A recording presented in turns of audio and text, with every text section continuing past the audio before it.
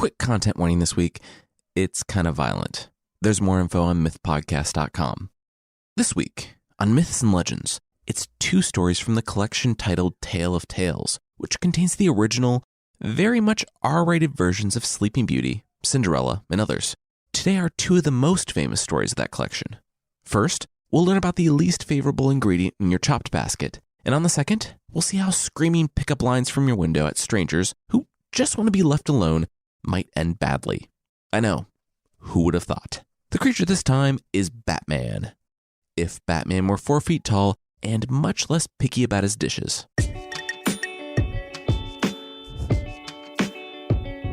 This is Myths and Legends, episode 83, Skin Deep.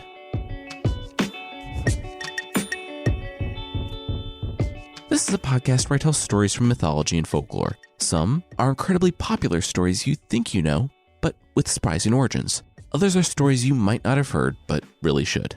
This week's episode is brought to you by Spotify. Love our show? Well, did you know you can listen to it on Spotify while still enjoying your favorite tunes? It's easy. Just look for the podcast section within the Browse tab on your mobile device, or just search for your favorite shows. To find more podcasts, head to spotify.com/podcasts. Today's stories come to us from a book called The Tale of Tales by Italian writer Giambattista Basile. He collected the stories from around the Mediterranean in the 1600s and put his own little spin on them. The book contains the original written versions of Sleeping Beauty, Puss in Boots, Hansel and Gretel, Rapunzel, and more. It's subtitled Entertainment for Little Ones, but no child should read this book ever due to the shockingly high levels of cannibalism, rape, murder, you name it. It's even worse than most other folklore out there, which is pretty impressive. There was a movie containing 3 stories from this collection, called The Tale of Tales, out somewhat recently, and it managed to feel just as violent, weird, and unpredictable as these stories. I'm actually still not sure if I liked it. Anyway, we'll start today with one story of a king with a very common problem.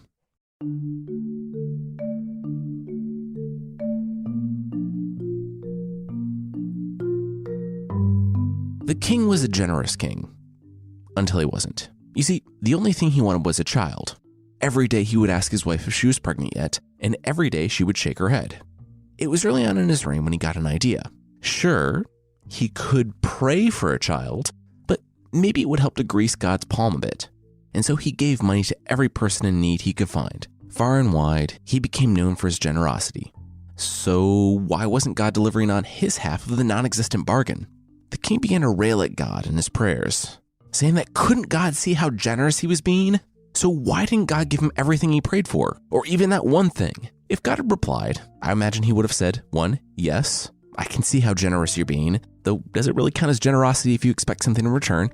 And second, that's not how this works.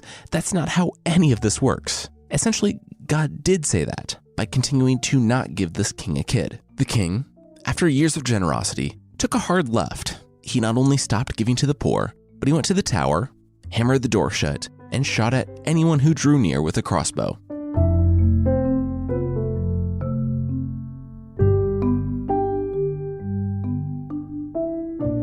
Hold still, I need to reload, the king barked down at the passerby. Why are you trying to kill me? The bearded sage yelled back to the king who was popping in another crossbow bolt. Oh, my wife wouldn't get pregnant no matter how much I prayed and gave to the poor, so I'm doing the opposite of that and killing a bunch of innocent people to see how that plays out, the king hollered, just as he finished reloading his weapon. That's it. No problem there. I can get your wife pregnant, the sage shouted. Okay, now I'm definitely going to kill you, the king yelled down, taking aim. The sage waved his arm wildly. No. I meant that I have a strategy for her to be able to get pregnant, not the other way that sentence could be taken. Wow, I can't believe the original text has that line in it. Seriously, phrasing. But I'm listening, the king softened, lowering his crossbow. Well, you know how Hera became pregnant with Ares and Eris after touching a flower because she was mad at Zeus? It's kind of like that. Except that your wife needs to eat the heart of a sea dragon, the sage explained. That's almost nothing like that, the king said. But honestly, my next best plan was just going to be shooting more people. So it looks like we're going to go with the sea dragon thing, the king declared, and went to find a hammer to pry the nails from the door. There was just one little detail, however. The dragon's heart had to be cooked by some random virgin in a locked room. She would become pregnant too, just from the fumes. But don't worry about her, the sage assured the king. Once the queen ate the sea dragon's heart, she would instantly be pregnant with their son. That was more than enough for the king. He ordered all of his knights and fishermen to capture a sea dragon and cut out its heart. But then it occurred to him, he had been a coward for far too long. If he needed to capture a sea dragon and put his life at risk for his wife to become pregnant and atone for his sins against God and man, he would do so, for he was the king, and he... What? Oh, they found a sea dragon already. And they cut out its heart and it's on the way here already? Okay, wow, yeah, that's way easier. The king breathed a sigh of relief. Back to plan A. That other way was super dangerous anyway.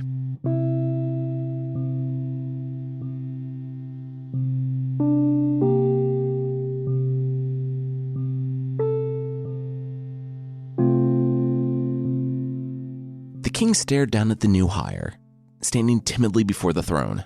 Today's your lucky day. Welcome aboard. You just got the job of head cook in our kitchens. It comes with no health insurance, no retirement, no vacation days, and you have to start today. The king said to the young woman, beaming. But I don't know how to... You're a virgin, right? And you know how to boil water? The king asked. The young woman nodded yes to both of those. The king assured her that this position came with extensive on-the-job training and personally escorted her off to the kitchen. Opening the door, the confused new hire found the kitchen to be completely empty, and as soon as she reached the middle of the room, the king slammed the door behind her, locking it from the outside. The first meal you make will be for the queen, he shouted through the door. See that big, bloody hunk of meat on the table? Yeah, just boil some water and throw it in.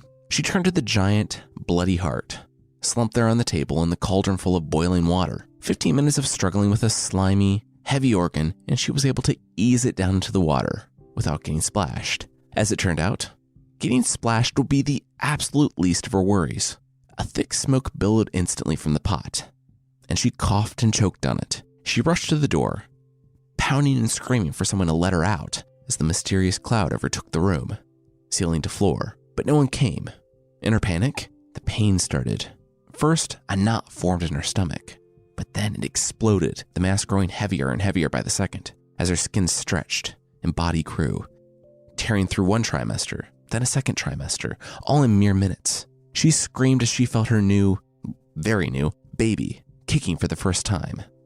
Then, yes, then, things got weird. The smoke quickly cleared and the fire went out. The sea dragon heart was perfectly cooked, but that's not what the young woman noticed. All around her, the furniture was pregnant. It wasn't walking and talking like in Beauty and the Beast or anything, but they all had very noticeable bumps. The young woman fainted, and it wasn't until later that she was informed that all the furniture in the room had given birth that evening. The chairs had tiny chairs, the strongbox in the corner had a little chest, a pot gave birth to a smaller, cuter pot, and so on. The king didn't care at all that his entire kitchen was going into labor and stormed past the hullabaloo. He reached the cooked heart and took it to his queen, and upon taking one bite, she, too, became pregnant. I really don't know what will be better or worse, being able to skip 98% of a pregnancy and having it take place over 4 days, or having an entire pregnancy take place over 4 days. Regardless, there's no mention of how it went for the young lady in waiting and the queen. But 4 days later, they both gave birth to sons.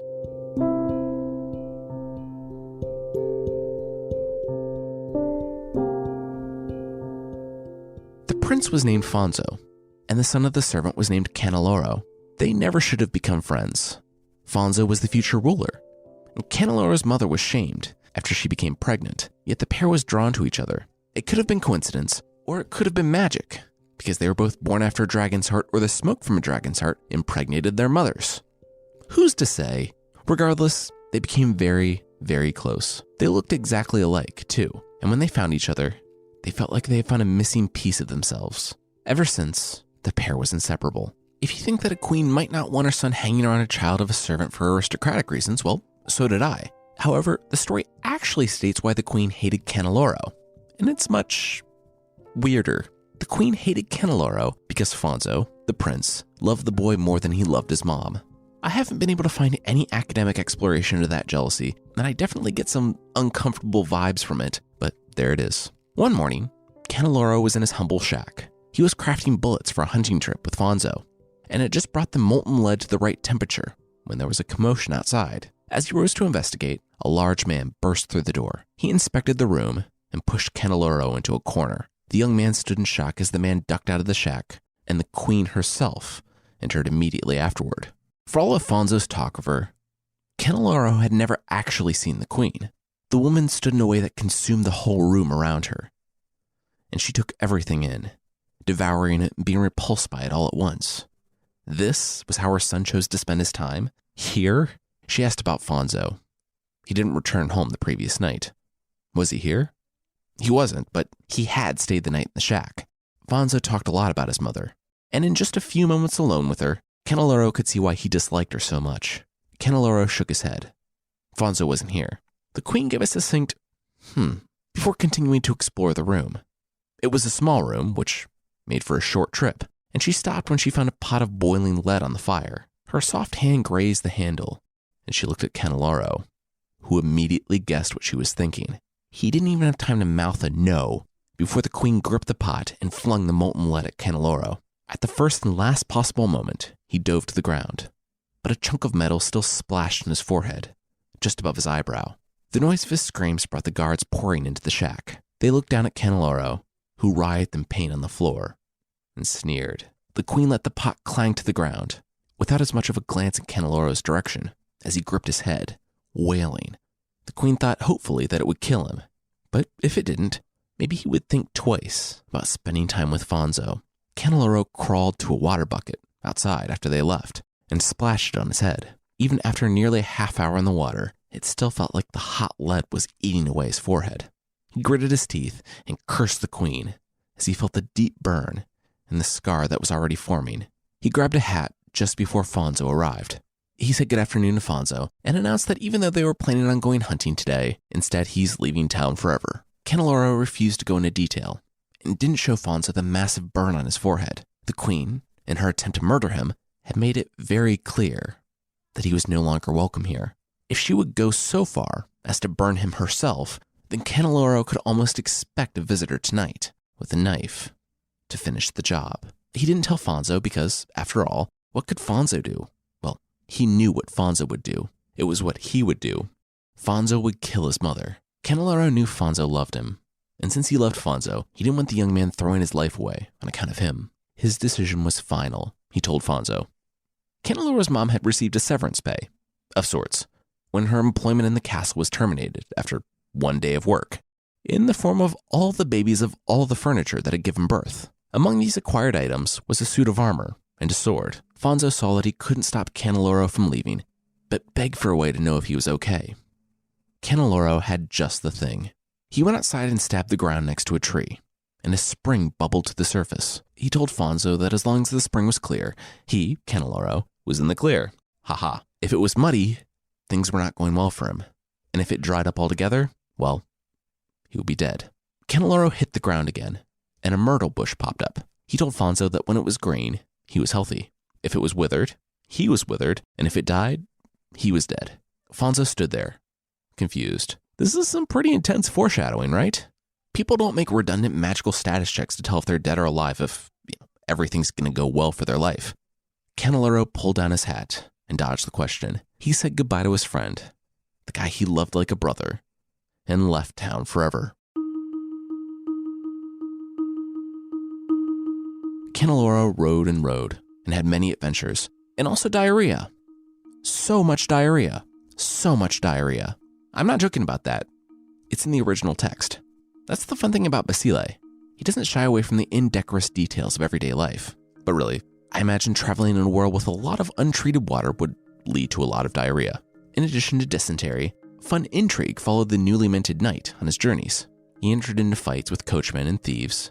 Quote, customs officers were assassinated, and he was swindled by innkeepers.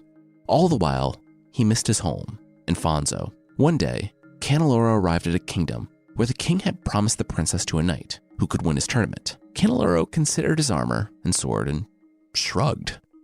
What could be the harm?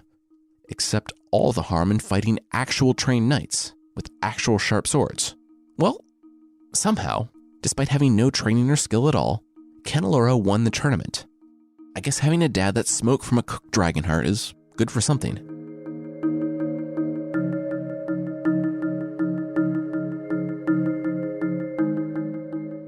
Canneloro picked his way through the forest. Given his amazing luck in winning the hand of the princess, he had decided to go questing. Luckily, this was fairy tale Europe, and one needed to look only so far as everywhere to find monsters and giants. In this case, it was an ogre living in the forest just down the road from his new kingdom. Candeloro had been warned that, unlike most ogres, this one was wily. It could change shape. One day it would be a wolf and chase terrified travelers into the forest. The next, donkey laden with treasures to lure people in, and so on. Anyone who went into the heart of the forest never returned.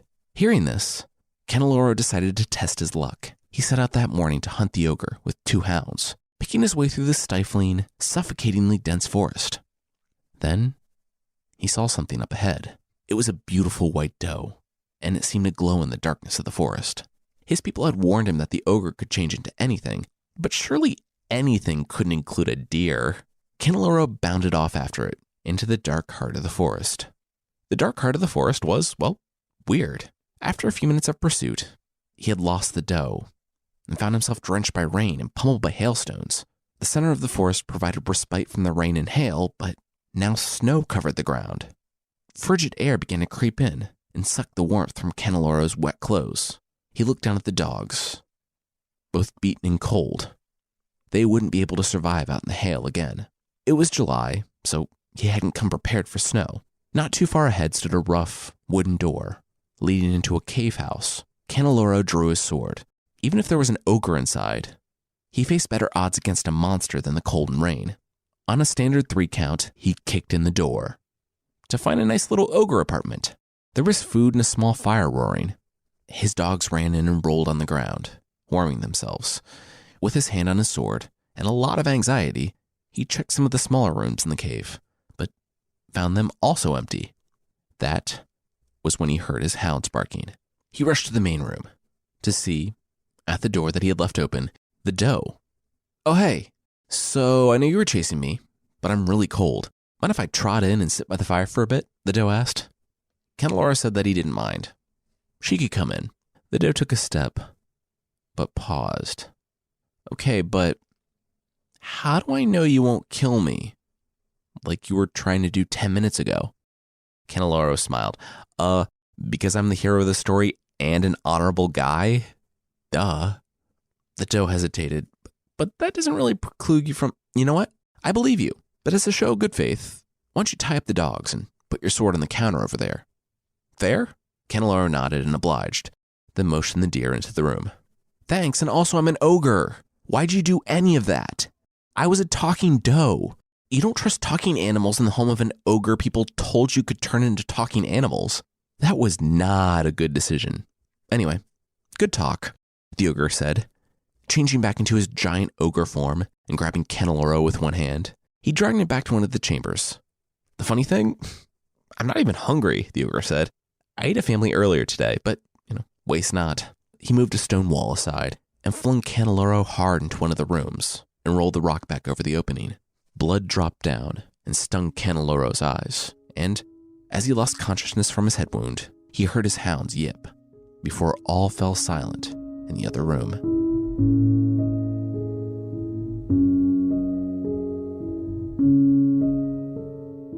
We'll see if Fonzo discovers that muddy, barely running spring, but that will be right after this.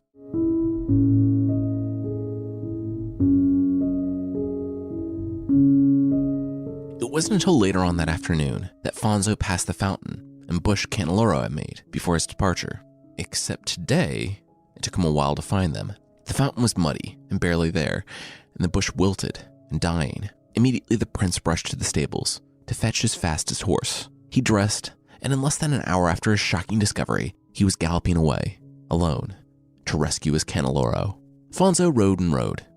He didn't know what he was looking for, but apparently it found him, in the form of a whole city dressed in black, all rushing to him en masse and dragging him to the palace for a reward. Their prince, the man who had disappeared on a hunting excursion, had returned.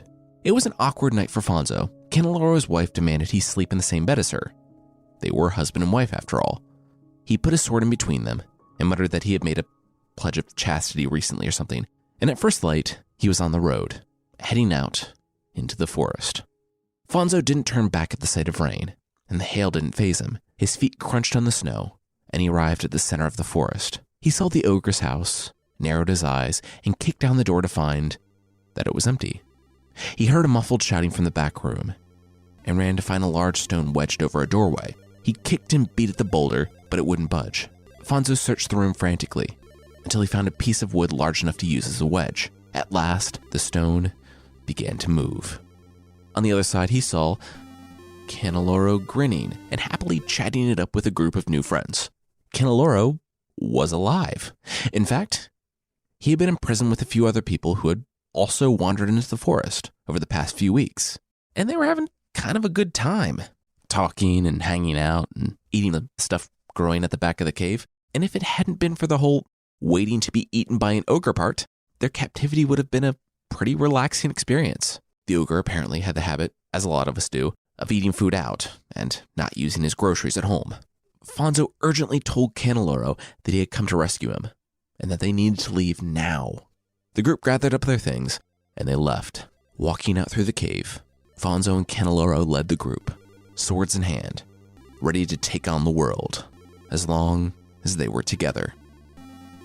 And they faced absolutely no danger when leaving the forest.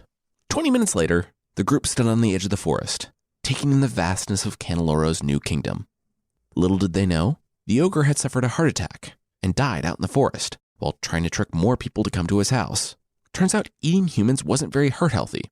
So if there are any ogres listening to this, make better choices. Also, I just made that part up about the ogre having a heart attack, but maybe he did. He doesn't show up in the story again, and they really did just walk out of the forest. So why not?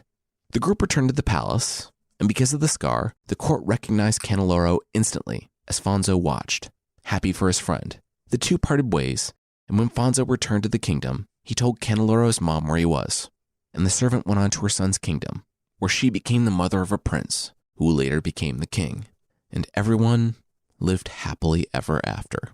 And for some reason that really annoys me. This story is fun, and it's probably the most famous story from the collection, but it completely stops cold right after Canneloro's capture. We ride the tension built by Canneloro's exile and his dangerous entrapment, and we join Fonzo as he rides off to save his friend, and then everything works out well for everyone. I do love the first 2/3 of the story, complete with a bizarre king, the furniture giving birth, a jealous queen, an obvious ogre being obvious, and those parts do make it worth the telling for me, but it just completely falls apart in the third act. The second and last story for today is one about a sketchy king yelling at his neighbors.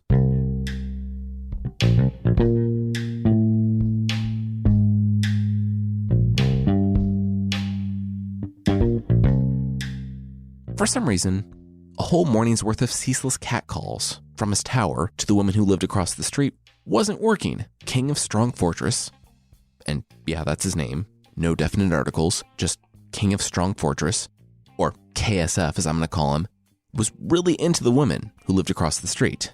They were irresistible. Well, he guessed. He hadn't actually seen them. But by the way they complained when he farted loudly in the night, and I'm not making that up, and the fact that they had never left their house, led KSF to the inescapable conclusion that they were beautiful but shy women. So instead of acting like a normal person, he had yelled from his tower for a few hours for them to come out so he could have a look at them, which was totally normal and doesn't make people feel uncomfortable, but they never showed.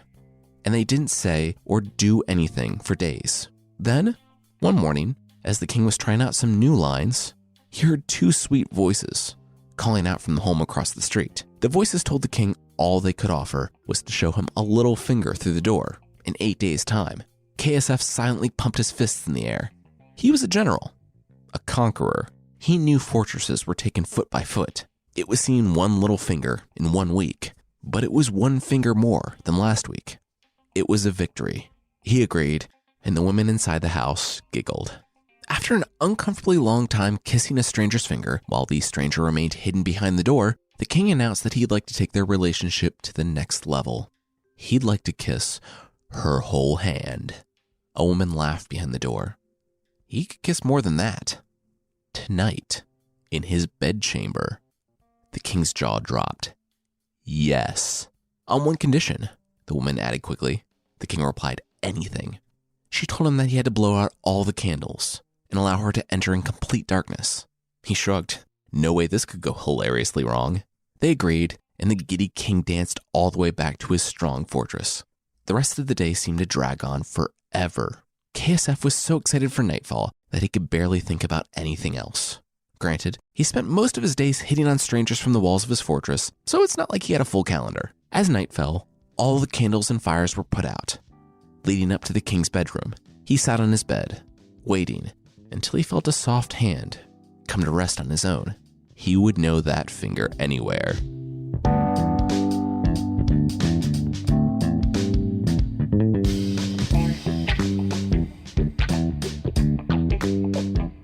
He had promised not to look and let her come and go in complete darkness, but there had been something weird the night before. She had a knot in her back, and not the stress kind, but an actual knot of skin, the size of a fist. Plus, he never had the intention of not looking at her. In one quick movement, he struck some flint, lit a candle, and pulled back all the covers. After a solid minute of screams, servants came charging into the room, out of breath, curious, and alarmed. "Like what you see?"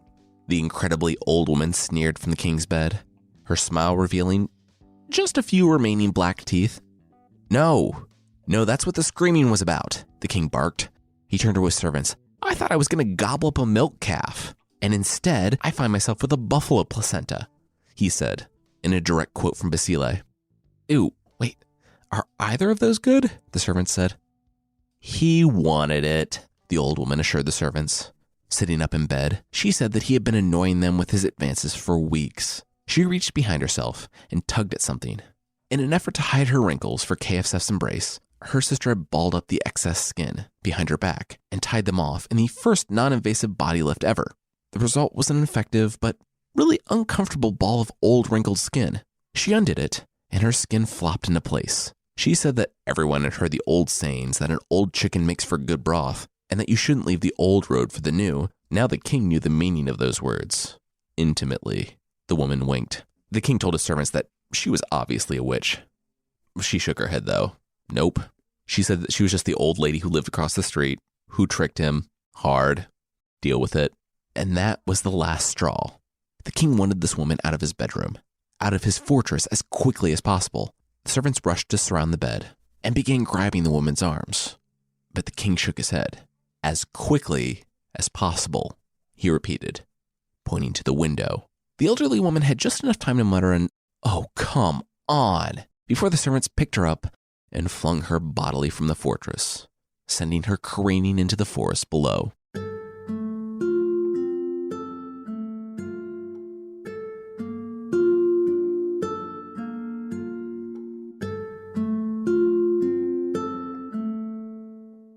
"So you've never laughed?" one fairy said to the other as they floated through the forest later on that morning. "Not even as a baby? Babies laugh at anything." "Well, maybe," the other fairy said. "I don't count it as a baby. All I'm saying is that since I've been aware of it, I've never found something funny enough to laugh. I guess I just have a high standard for comedy." "Wait, what's that?" he asked, pointing to something he saw through the trees. Then, for the first time in his life, he cracked up. "Really? That's what does it?" the other fairy said incredulously. "A naked old woman who clearly met the business end of medieval poverty flailing in a tree? Really high standard for comedy," the fairy said to his companion, who was rolling around in the moss with tears in his eyes. As it turned out, the old woman's hair was so long that it got caught in the trees and broke her fall. She was alive, but she was dangling from the tree, naked, and now a fairy was losing it to her trying to climb her own hair. The fairy that wasn't laughing was getting anxious. They usually avoided humans at all costs. Now his friend was incapacitated with laughter. This wasn't a good look for them. The fairy snapped his fingers, and the pair left with a flash. The old woman sighed as she saw the pair leave, and resumed the, admittedly kind of funny, attempt to climb her own hair and untangle herself from the branches. The other fairy flashed back to the forest, and, at the prompting of his friend, to whom the elderly woman had unintentionally given the gift of laughter, he gave her a little gift in return. In a moment, the woman was no longer hanging naked from a tree by her hair, but was sitting in a throne underneath said tree. The throne was gold, with velvet cushions. A green canopy stretched above to protect her from the heat of the day. She was now wearing a dress, too, and even though she was surrounded by servants and ladies in waiting, It was the teeth that clued her in that she had been transformed. They were no longer the sparse black and green things. Now they felt large and foreign. She felt the 2 rows of shining white teeth with her now smooth hand, and she knew that things were different. The fairies had made her young again.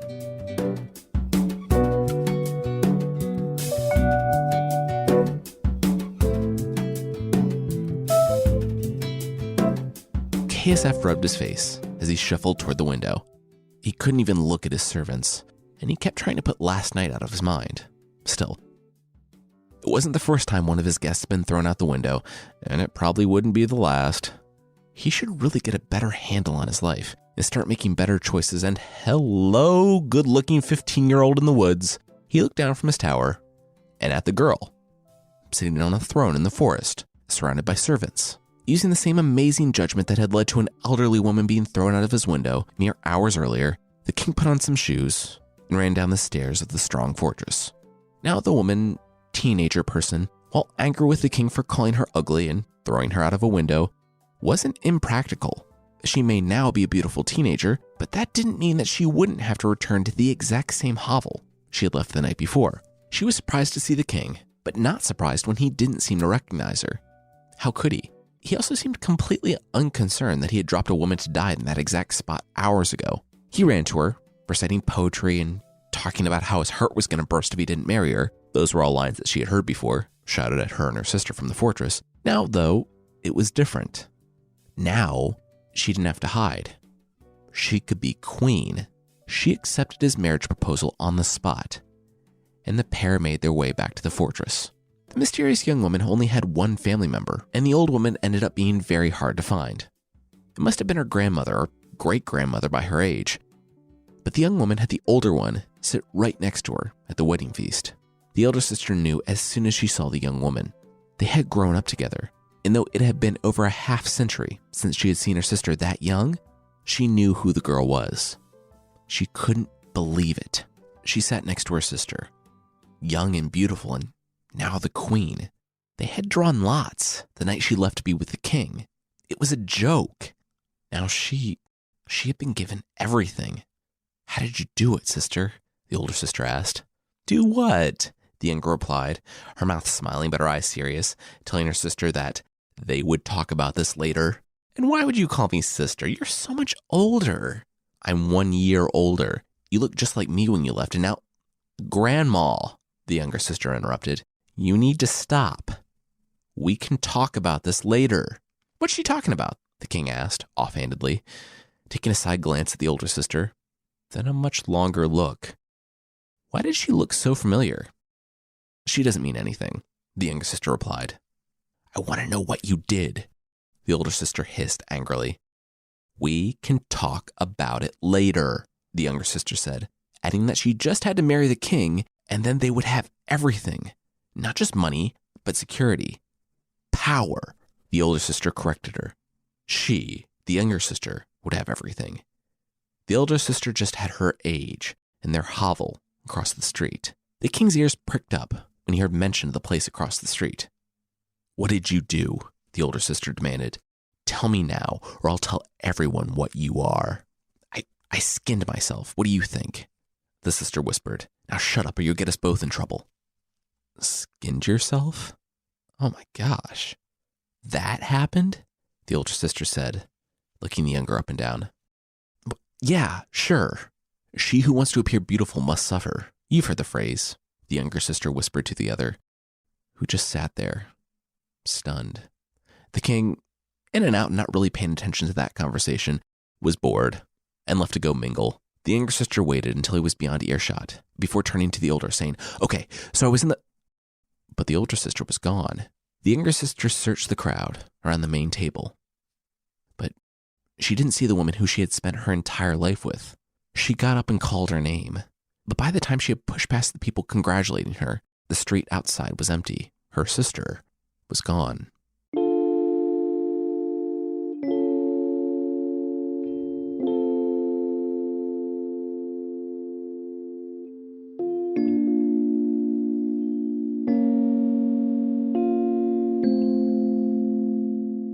It was the sixth barber of the afternoon. 5 before him had refused, but the older sister was honing her approach. Pun absolutely intended. She started with the story of her sister, the new queen. The barber scoffed that it was impossible for the beautiful teenage queen to be her sister. But the old woman said that that was the thing. The queen did something to look like that. She did something that no one else would do, something that no one would even think to do. She had skinned herself. The barber shuddered, but then saw that the older sister was actually serious. Then he saw where things were going. He flat out refused, but the old woman brought out a coin purse full of her life savings and plopped it on the table. 50 ducats. Not a lot, maybe 2 weeks worth of haircuts and shaves. It would be so simple. She had seen it work. The elderly woman pleaded with the barber. If he did this, she would reward him. She had always been more beautiful than her sister growing up. She would marry a king too, and then fill the barber's small shop with gold. Consider 50 ducats a down payment. He looked at her, and then the money. And she had seen this work. The old woman nodded, and a smile grew. She had found her barber. They couldn't do it in the city because, 1, the screaming, and 2, if she was wrong, the barber wasn't going to be charged with murder. The sister only laughed. He wasn't going to murder anyone. He was going to give her a brand new life. She sat on a stool that evening, in a clearing, the strong fortress looming over them, off in the distance. She took a deep breath and steeled herself as she saw the barber stropping his razor. The barber wiped the sweat from his brow, and the razor shook in his hand. He looked down at her back, picked a spot, and sliced her. But she didn't scream. Even though it was infinitely worse than she imagined it could be, she felt every slice, every tug of skin being severed from her tissue, as tears welled up and spilled down her cheeks, even though she herself did not cry. On her lips trembled the last words her sister had said to her. She who wants to appear beautiful must suffer. Her skin piled on the ground, the earth sucking down her blood, and as she died, she felt happiness. She was doing it. She was going to be young again.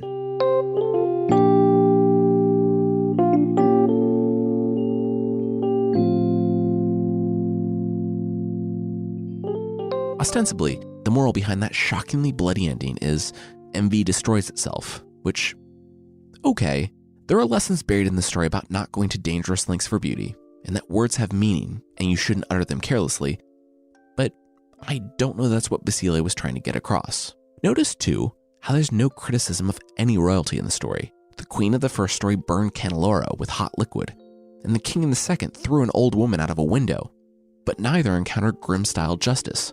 This is just speculation on my part, but Basile performed his stories for the nobility of Italy. They paid his bills, and you don't bite the hand that feeds you.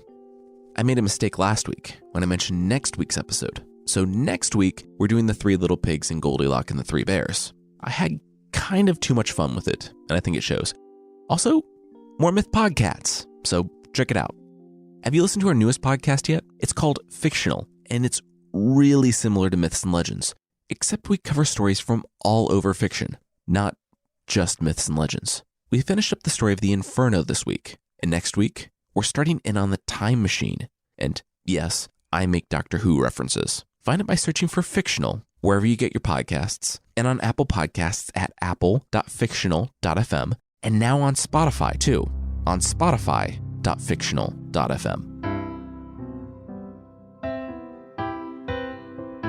The creature this time is the Bay-Till from Indian folklore, and it's Batman, kind of. It's kind of more man-bat than Batman because it's an anthropomorphic bat. It's not so much concerned with stopping crime as catching people unaware and draining their blood, so, slight differences.